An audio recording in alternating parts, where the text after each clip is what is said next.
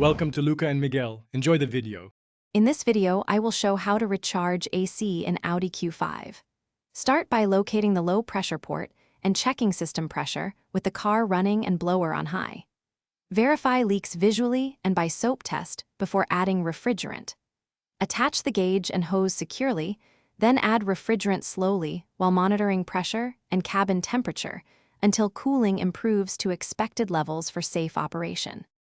Begin with safety and prep by parking the car and running the engine with the AC set to the coldest and highest fan speed. Confirm the correct service port and ensure your kit is rated for R134A. Inspect hoses and components for obvious damage or oil residue that may indicate a leak.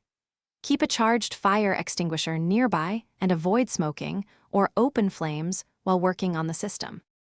Purge the hose to remove air, then connect the recharge kit to the low-pressure port securely.